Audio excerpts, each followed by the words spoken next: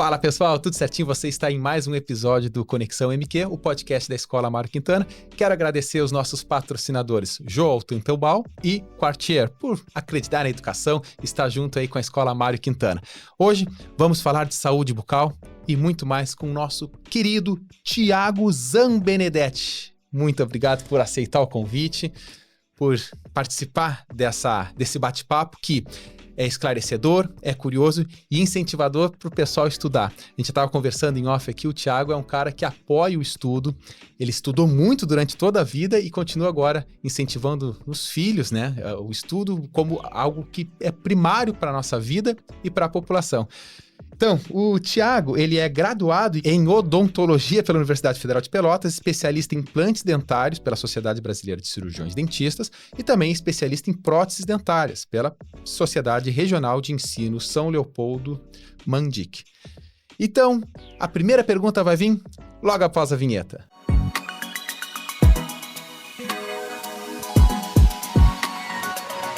Então, Thiago, novamente obrigado por aceitar o convite. E agora é contigo, conta um pouco da tua história, te apresenta um pouco para nós aí.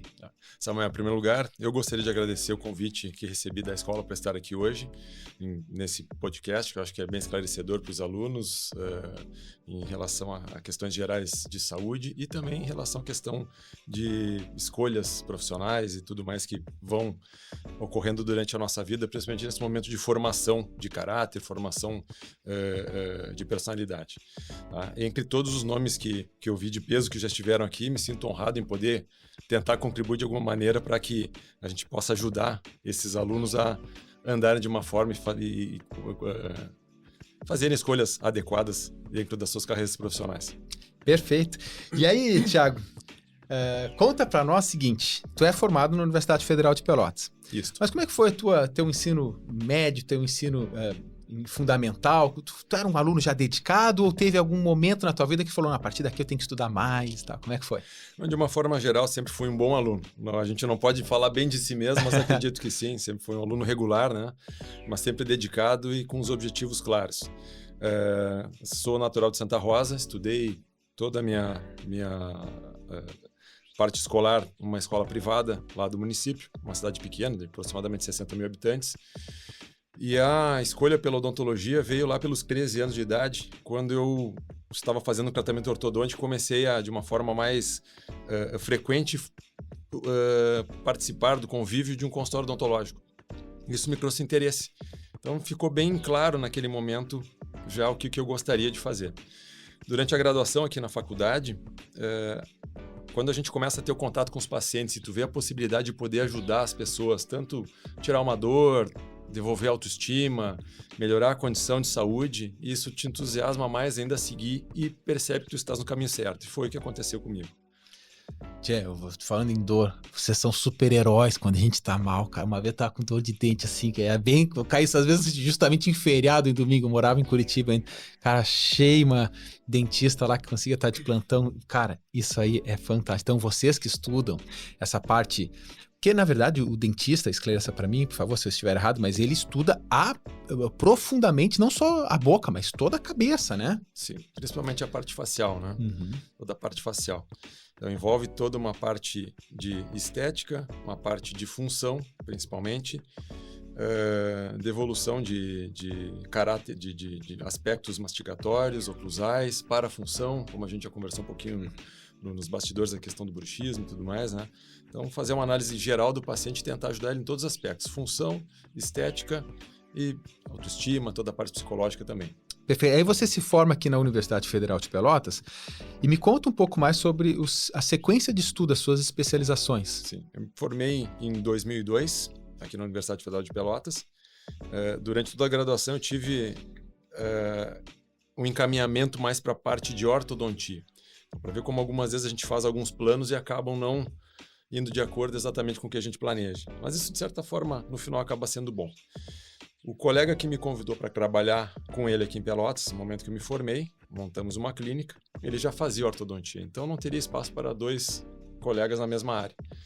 Ele acabou encaminhando muito paciente naquele primeiro ano para cirurgias, realização de cirurgias orais menores, siso, Veneno incluso, cirurgias de freio, frenectomias, e aquilo me instigou um interesse maior pela parte cirúrgica. Eu já gostava da clínica geral de uma forma geral, de uma maneira mais abrangente, mas a cirurgia foi o que me chamou mais atenção. A implantodontia era uma área nova naquela época. Em 2001 que ela foi considerada, foi reconhecida como especialidade na odontologia brasileira pela Sociedade Brasileira, pelo Conselho Federal, pelos conselhos de classe.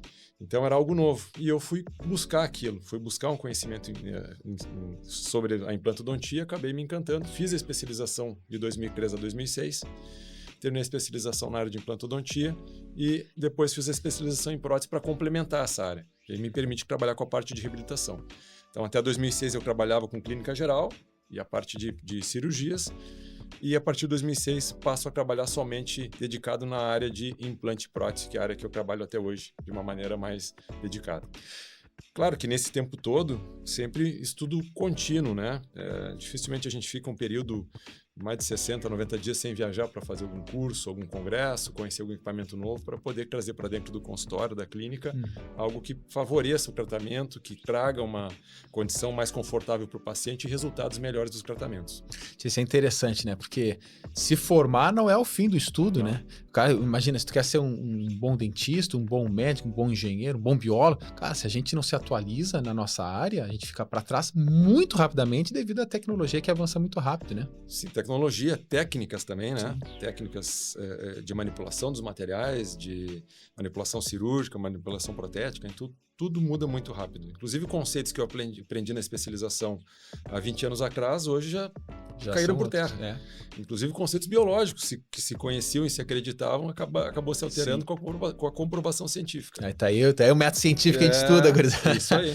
Aí, Thiago, eu vou te fazer umas perguntas bem rápidas, assim, que a gente tenha curiosidade sobre saúde bucal, e aí tu, com a tua experiência, se puder nos esclarecer. Então, assim, manter uma saúde bucal. Cara, às vezes a gente lê uma coisa, e eu falo em época de internet, tem tanto vídeo que a gente já não sabe mais no que acreditar. Por isso que é bom ter a oportunidade de um profissional sério como você aqui para esclarecer. Questão de escovar os dentes, passar fio dental, enxaguante bucal, tem que fazer com qual frequência? Realmente tem que passar enxaguante bucal todas as vezes na boca, uma vez por dia, e fio dental? Como é que é essa frequência? De uma forma bem básica, tá? O pessoal fala 3 vezes ao dia. Eu considero, para manter uma higiene adequada, sempre após qualquer alimentação. Não necessariamente que tu vá fazer uma higiene completa, mas o fio dental o ideal seria utilizar principalmente após as refeições principais, tá? E após aquele cafezinho da tarde, tomei um cafezinho, escova os dentes. Procura carregar uma escova de dentes junto e faz a escovação dentária. Porque o que acontece? O que é a formação da placa dentária, o cálculo dental, o tártaro, mais comumente chamado? É o acúmulo de resíduo mineralizado pela saliva. Então isso depende muito de cada pessoa, uma composição mineral salivar independente de cada um. Biologia explica bem isso, cada um vai ter uma composição específica. E, principalmente, o acúmulo de resíduo. Ou seja, se tiver uma escovação adequada, nos momentos corretos, não esperar a mineralização daquele componente orgânico que ficou depositado após a alimentação, não vai ter formação de tártaro. Consequentemente, não vai ter acúmulo bacteriano, também não vai ter a formação de cáries. Remove o resíduo, não vai ter cárie, não vai ter tártaro. E aí tu falou de alimentação, né? Então, a gente escuta desde muito cedo que o açúcar é um problema. Por que o açúcar é um problema para cáries, né? Para a formação de cáries? Ele forma o açúcar, tanto o açúcar como os carboidratos que se transformam em açúcares depois, eles formam um ambiente propício em função da acidez que ele promove, que ele propicia no local, para que a bactéria Streptococcus mutans, que é a formadora da cárie, se deposite no local e faça a sintetização daquele resíduo alimentar. E essa sintetização, as enzimas que são formadas, são as responsáveis por fazer a deterioração do esmalte, da dentina dentária, provocando a cavidade da cárie. Buraquinho aqui. Então, na verdade, não é a bactéria que come o dente, não. As enzimas provocadas, liberadas pela questão da sintetização do resíduo alimentar, de uma forma grosseira, tá? Sim. São responsáveis por dissolver o esmalte dentário, dissolver a dentina e fazer a cavidade. Então olha que legal, né, pessoal? A gente às vezes... Eu cresci escutando cárie, né? Como se fosse um bichinho ali. Na verdade é uma colôniazinha de bactérias. E elas vão liberando alguma substância e vão cavando, né? E aí que vem o problema. Porque no início a gente não sente dor se tem uma cárie. É só se já tá mais profundo depois. O dente é um elemento vivo, né? Ele tem aquelas 3 camadas básicas, né? Que é o esmalte, a parte externa da coroa, a dentina e a parte interna, a polpa dentária, que nada mais é que um nervo, um feixe vasculo nervoso, né? Que faz a renovação celular, a renovação mineral do dente e nos dá a questão da sensibilidade. Uhum. E aí eu aproveito para perguntar, a gente está falando em cárie dentária, né? Qual é a frequência ideal para procurar um dentista? Porque talvez tu vai me responder isso melhor. A gente procura dentista quando tá doendo o dente, a maioria das pessoas. Mas não é o certo, né? O certo é tu manter uma rotina. Qual é a frequência ideal? De uma forma preventiva, a cada 6 meses. Porque a gente sabe que é praticamente impossível fazer uma escovação dentária imediatamente após cada alimentação. Então, se vai ter algum acúmulo bacteriano que dê um tempo, um acúmulo de resíduo, que vá formar um tártaro, um cálculo dentário, ou que vá iniciar uma cavidade, uma cavitação em função da cárie, temos tempo de pegar essas lesões em início e não se tornar algo mais profundo, mais invasivo, como uma necessidade de um tratamento de canal ou até uma extração dentária. Então, de maneira preventiva, se aconselha, até hoje a Sociedade Brasileira aconselha a cada 6 meses. Porque se tá doendo, então já é um problema. Já maior. É um problema. Vou te contar uma que bagulho, ele falou que fio dental é importante, né? Eu, na adolescência, não devia ter essa... E meus dentes são muito juntinhos, né? E eu nunca tinha... Sempre ia no dentista, minha mãe me levava, sempre foi muito rigorosa nisso. Só que certa vez eu senti que meu dente quebrou um pouquinho. Aí, adivinha, a cárie nasceu entre 2 dentes, não tinha como ver assim, cara. Então, a questão do fio dental... Isso, fio dental é importante para essa cárie entre os dentes. A escovação na parte oclusal, onde a gente enxerga, o fio dental vai evitar a cárie entre os dentes. Aí, passou tempo, fui tratando, no final das contas, tive que fazer um tratamento de canal. Faz parte, mas a gente tem que evitar. E aí, a gente fala também com muito adolescente aqui. Na adolescente, a gente sabe que começa a ter um dentinho, começa a incomodar lá atrás, o siso, né? Siso. Por que ele incomoda e quando a gente deve se preocupar com ele? O siso, ele é um dente que nasce a partir dessa idade da gurizada que está no 2º grau, né? A gente tem percebido até um pouco mais precocemente atualmente, mas o que incomoda, na verdade, é a ausência de espaço. Então, algumas vezes ele nasce, não tem espaço para ele nascer totalmente, falando de uma maneira que as pessoas entendam, né? Não muito técnica. Ele não nasce totalmente, nasce só uma pontinha dele e fica um capuz recobrindo ele. De novo, a questão do resíduo alimentar. Entre esse capuz e o dente, vai acumular resíduo. Esse resíduo tem bactérias que vão fazer um processo inflamatório nessa região. E é por isso a questão da dor. Então, realmente, se avalia através de exames radiográficos a necessidade da remoção deles, se vai ter espaço ou não tem. Em alguns casos, só remove essa pelezinha, ele vai fazer erupção total, ou se não tem espaço, realiza a extração do siso. Que é algo comum hoje, né? Não é uma coisa que a pessoa tem que se preocupar, vou tirar o siso, é um problema, né? Não. É algo de uma forma corriqueira, né? Muito bem. Aí, eu tive que fazer umas perguntas, né? Que aproveitar que a gente tem o Thiago, que é um dentista renomado aqui em Pelotas, né? Obrigado. Para aproveitar e fazer umas perguntas que eu gostaria muito de fazer. Por que tem tanta gente com medo de dentista? O que tu escuta lá quando a pessoa senta na cadeira do dentista dessas pessoas, incluindo eu um pouco, né? Eu acho que é uma soma de fatores. Eu acho que tem uma questão histórica, né? Quando a gente olha imagens de dentistas desde a antiguidade, já são pessoas sofridas ou o paciente já chegou com dor lá, já tem essa situação de saber que vai passar por algo dolorido num período em que nem anestesia se utilizava para fazer o procedimento, né? Tem também essa questão de ser alguma coisa muito íntima, tu mexer na boca de uma pessoa, então tem essa questão também de constrangimento, né? De que eu tô com uma lesão, vou ter que abrir a boca, mostrar que eu não cuido da maneira como deveria para alguma pessoa. Então acho que tem uma soma de fatores que são inerentes a cada ser humano. Alguns potencializam um pouco mais isso, outros um pouco menos.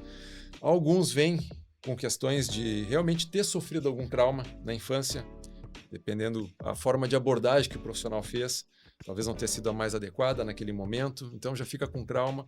Ou viu um parente sofrendo algum trauma, chegou em casa inchado depois do procedimento, teve dor, reclamou de dor no dente, então fica realmente aquele estigma de que é um tratamento dolorido. Então, o medo realmente é inerente a esse medo, de certa essa existência, né? É.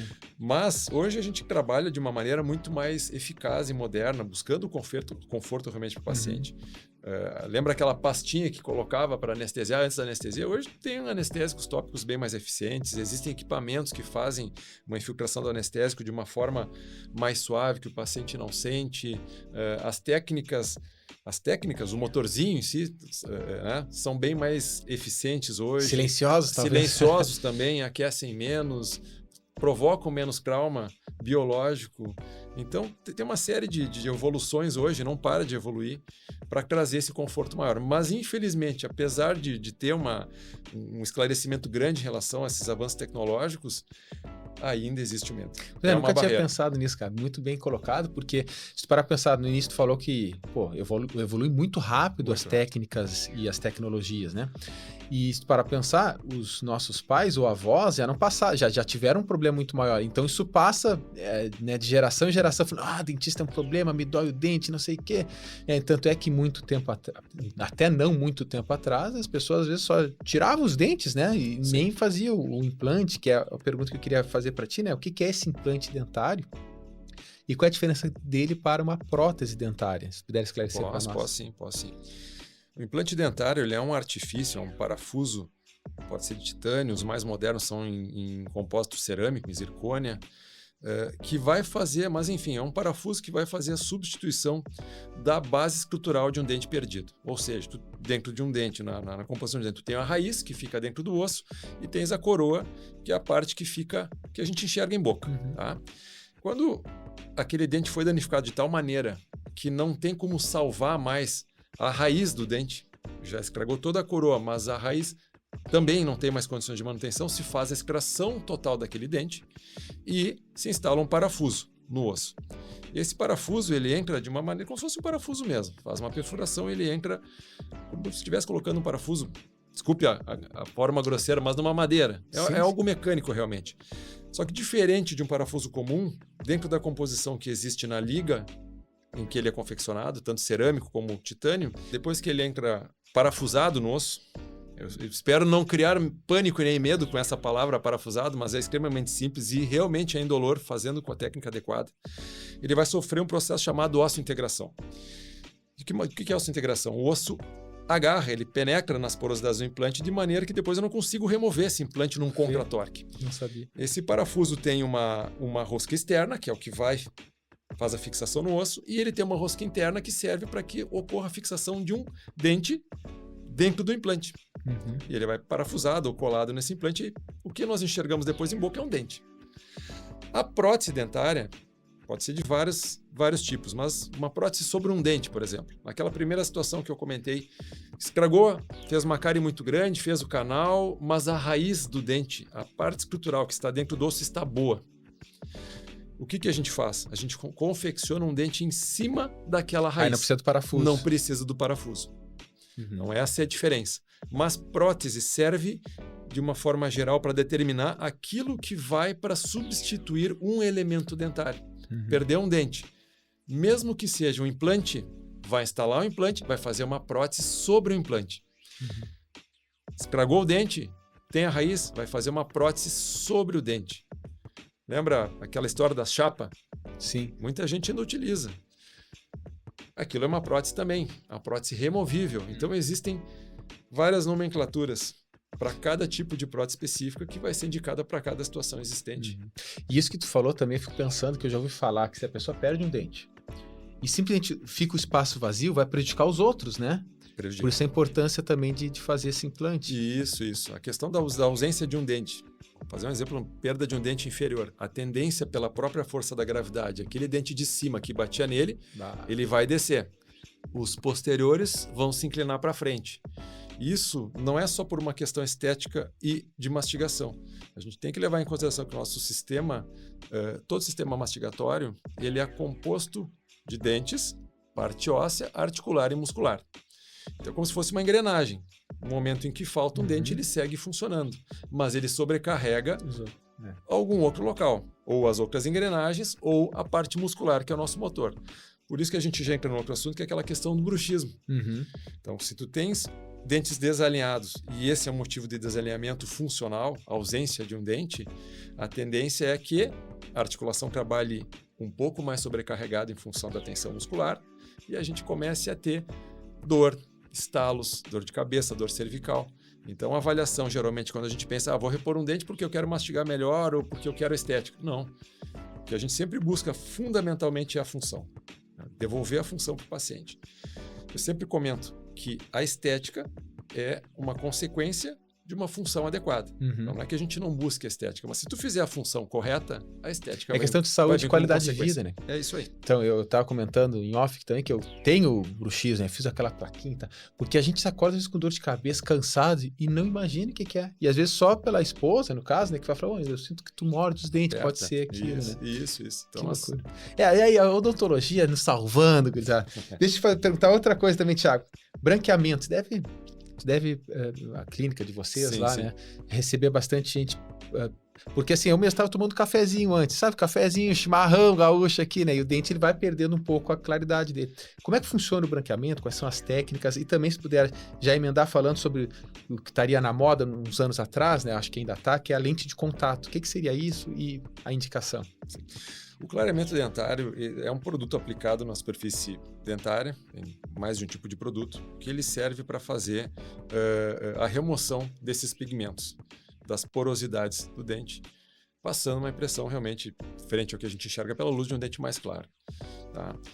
Uma dúvida que sempre perguntam, né? Mas escraga o esmalte do dente? Não escraga o esmalte do dente, não tem um perigo. Se fizer dentro da maneira correta, com uma orientação adequada, e não ficar repetindo fora dos períodos aconselháveis ao fazer um clareamento, nunca mais você não pode fazer novamente, mas tem um período mínimo que tu precisa esperar para que não agrida aquelas partes internas, as estruturas internas dentárias. Tá? E se consegue uma cor natural. As lentes de contato que hoje, as facetas que hoje estão em alta, né, realmente pela questão enfim, modismo, a gente vê todo mundo na televisão com dentes perfeitos, lindos, bonitos, e tem uma procura muito grande frente a isso, acaba fazendo uma substituição da parte externa do teu dente, faz um desgaste para complementar com uma lâmina muito fina de cerâmica, por isso que é chamado de lente.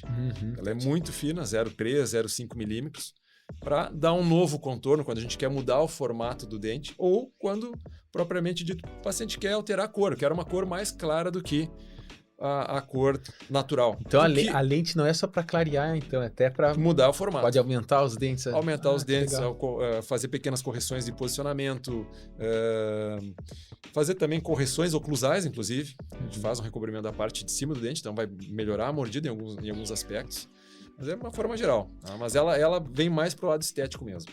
Que legal. E aí, aproveitando, quero te fazer uma pergunta que a gente... né, eu já caí nessa, a gente vai comprar pasta de dente às vezes, fala, carvão ativado, clareamento, não sei o que, a gente escova os dentes, não clareia com aquilo. Não funciona. Barbaridade, não funciona bem isso. Direto. Não funciona. O ideal é aquilo, utilizar uma boa escova, macia. Macia. Tá? Creme dental, tentar buscar sempre os que tenham um baixo grau de abrasividade, que não sejam muito abrasivos, tá? Sem citar marcas comerciais, obviamente. Infelizmente, no Brasil não existe uma exigência de especificação da abrasividade. Em vários países estrangeiros existe essa especificação que fica fácil de entender quanto aquilo vai gastar o teu dente, não só limpar. Vou fazer uma analogia, vai limpar com sapólio ou com sabão?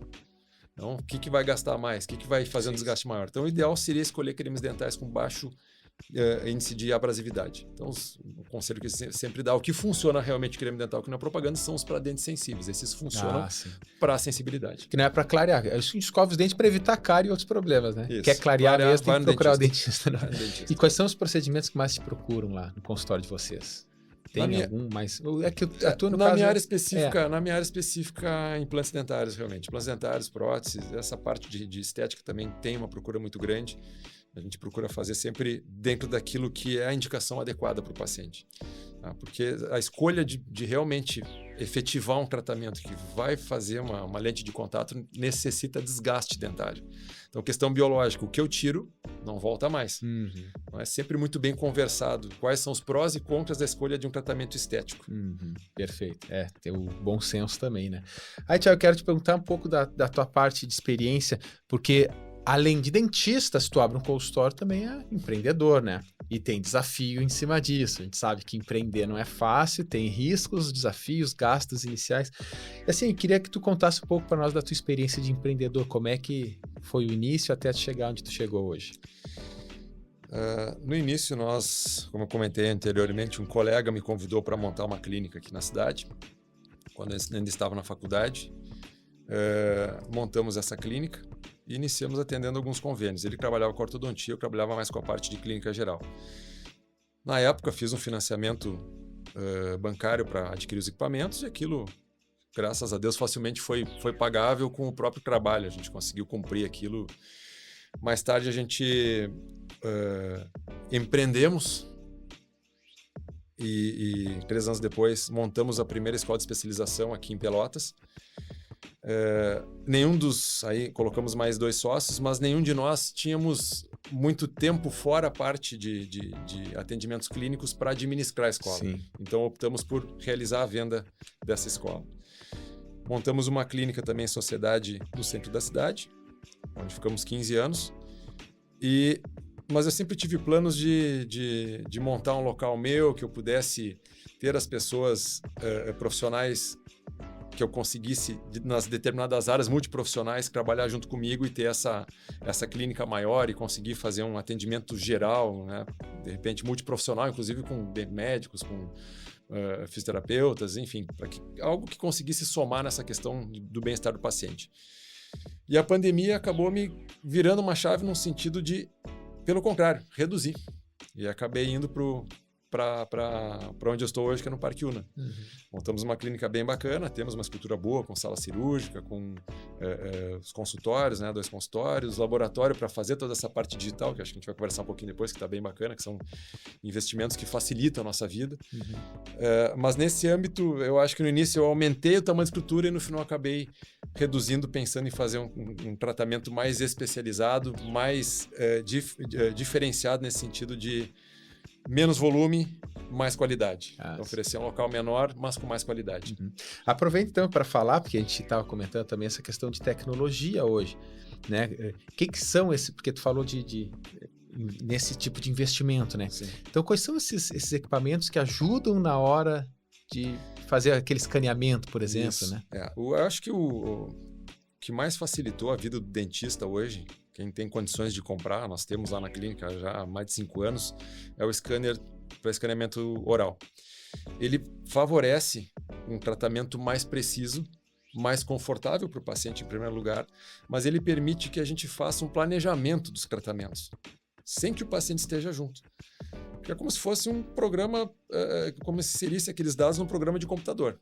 Então, eu tenho uma previsibilidade do que eu vou fazer em ti, posso te mostrar isso de uma maneira mais adequada, e o trabalho, depois de aprovado, tanto protético, guias cirúrgicos para instalação de implantes sem corte, tudo isso vem de uma maneira muito precisa com aquilo que foi planejado. Então, a previsibilidade de entrega do tratamento é muito maior, além do conforto. Fantástico.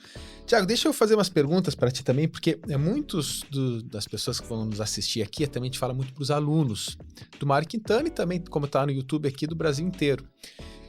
E conversando contigo, eu percebo que tu é um cara do estudo mesmo, né? Tua mãe é professora também, não sei se é aposentada, né? Minha avó era professora, também sempre tive e eu sempre esse cara estudar é o melhor caminho, eu sei que tu também é dessa linha, né?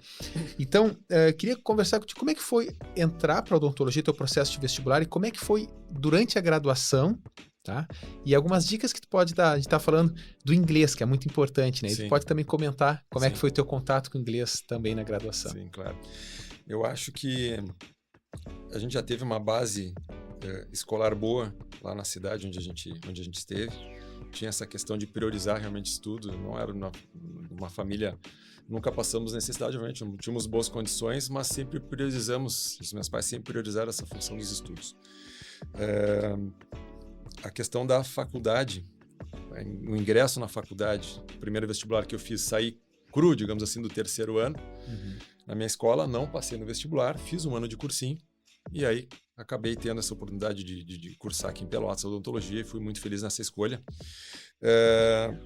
E o que eu digo, eu acho, nesse sentido do estudo, nem sempre o cara ter o talento ou tu ter a inteligência é o fundamental. Eu acho que a disciplina, a constância daquilo que tu pretende fazer, focar naquilo e tu buscar é o fundamental. Acho que isso é algo bem bacana. Durante a graduação, a gente participou de vários projetos de extensão, o interesse realmente cresceu em determinadas áreas, né, que permitiu que a gente acabasse indo para essa parte da implantodontia conforme eu comentei depois, né? Logo depois de formado. E a questão do inglês eu considero muito importante porque não era da era digital. No início dos anos 2000, quando me formei, nós não tínhamos a facilidade de pegar um tablet e vou buscar uma literatura. Então, toda a literatura que a gente tinha durante a especialização era em língua inglesa. Então, por eu ter tido essa felicidade da minha mãe nos colocar no ensino de escola de inglês muito cedo, eu entrei com 6 anos, facilitou bastante essa memorização depois. Por mais que tu fique um tempo naquele gap lá de 3, 4, 5, 6 anos sem utilizar o inglês, quando tu precisa novamente, tu dá um brush up lá e tu consegue voltar. Então, ele te abre portas e te facilita os caminhos. Fora essa questão toda da necessidade que teve naquela época, te abre portas para fazer cursos no exterior, baseados na tua área, congressos também, né? Então, isso é algo que eu acho que é fundamental e muito importante, o conhecimento e o domínio dessa língua inglesa.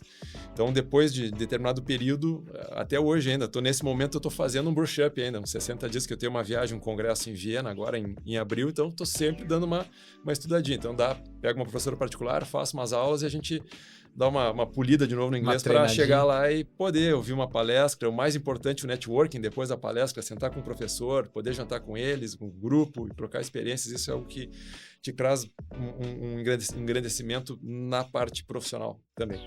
Porque imagina o seguinte, gurizada, você tá no ensino médio, tá na faculdade, hoje tu tens uma facilidade que é a era digital. Que não, obviamente que ela te ajuda, mas tu vai conversar com alguém, para interagir, tu tem que saber o inglês, né? Por isso até que é importante, muito importante estudar inglês desde cedo. Mas imagina nos anos 2000, nos anos 90. E todos os melhores artigos, os melhores trabalhos saem em revistas que isso não tem tradução tu traduzir, então é inglês, cara, é importantíssimo. E tu faz com os teus filhos essa também, né? De incentivar o inglês, estão no bilíngue lá no Mar Quintana, né? Isso. Mais alto tá no bilíngue lá e sempre com apoio e mostrando que é importante. Porque, no Mar Quintana, os caras trabalham bilíngue desde cedo. Então, o interessante é que tu vai crescendo, já tá lá, né? Já tá falando inglês, né? Porque depois de adulto, a gente começar a aprender inglês, eu vou falar assim, meu inglês é muito fraco. Eu me abro, falo claramente isso. Na faculdade tive que estudar muito, fazer questão de proficiência, treinar, porque eu não fiz cursinho de inglês. Então eu sofri muito e sei da importância. Os meus filhos também estão no bilíngue lá e vão aprender desde cedo para conseguir se virar e seguir estudando, né? E aí, assim, se tu puder também falar um pouco mais sobre o mercado de trabalho do dentista hoje. Tu te forma, qual é o primeiro passo que tem que dar, ou que normalmente... Porque recém-formado também tem isso, né? Fica aquela insegurança, vou seguir estudando, não vou abrir consultório. Como é que funciona hoje o mercado de trabalho do dentista? Hoje eu acho que em todas as áreas, não só na odontologia, o acesso ao ensino ficou muito mais fácil.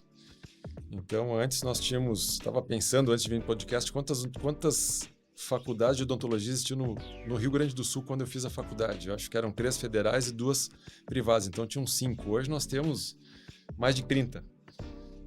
Então, a quantidade de alunos que se formam acaba sendo um pouquinho maior, né? Obviamente, né? Então, eu acho que... Mas mesmo assim, eu acho que é algo que se torna um pouquinho mais desafiador, essa questão do ingresso no mercado de trabalho. Mas tem que ter paciência. Eu acho que isso tem que ter paciência. Se tu saiu da graduação e tu acha que tu tens um perfil para pesquisa, para docência, tenta buscar um mestrado, um doutorado, vai te especializar numa área específica para ir para essa área da pesquisa. Se tu tens interesse em clínica, adora atender paciente, quer ingressar nesse mercado, tenta ver uma área que te agrade mais, busca um aperfeiçoamento, uma especialização de uma forma profunda, realmente estudada, para entrar no mercado e oferecer algo diferente, não o mesmo que todo mundo faz. Então, a dedicação e a constância, que é aquilo que eu estava conversando, eu acho que ela é fundamental em todas as fases da nossa vida.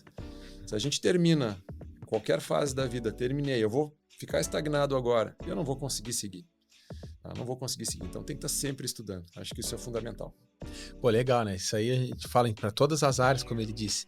Não importa o que tu faça. E às vezes tu nem tem aquela facilidade em aprender um determinado assunto. Mas, cara, se tu te esforça, se tu estuda, se tu segue, né, Thiago? É isso aí que tu falou aí que eu compactuo. E assim, ó, o nosso tempo vai chegando ao final, o bate-papo é muito bom, tinha muitas perguntas aqui para fazer, mas eu queria que tu agora deixar um espaço livre para tu te direcionar para o público, pensando pensa como público os nossos alunos lá do ensino médio no Mário Quintana, para falar uma dica que tu possa dar para eles, um conselho. Enfim, esse é um momento que tu fala o que tu achar melhor.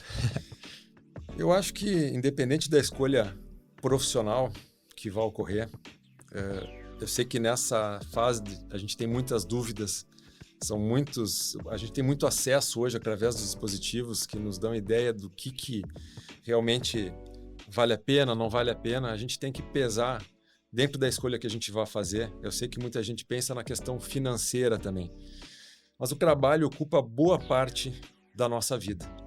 Então não vale nada tu fazer um trabalho que seja um peso para ti. Então tem que ser uma escolha bem consciente e bem direcionada para aquilo que vai te trazer uma satisfação de vida. Eu acho que isso é fundamental. E sendo dedicado, com constância, consegue chegar no objetivo, independente da concorrência. Pô, fantástico, cara. E o que tu falou faz toda a lógica. Olha só, falando aqui, eu pensando que serve de motivação até para mim. A gente se forma, tu vai falar o dentista Tiago, o biólogo Samuel. Às vezes coloca, né, como se tu fosse também a tua profissão.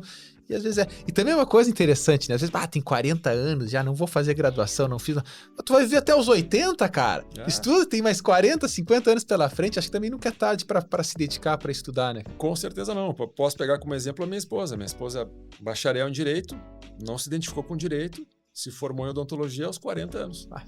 Tá aí, ó. Ingressou, estudou, se dedicou, ingressou pelo Enem na Federal de Pelotas, se formou em odontologia. Trabalha comigo na clínica. Fantástico. Eu chego a arrepiar, nunca, cara. Então, nunca exemplo de estudo, assim, eu sou... Nunca é tempo para... Tem que se dedicar.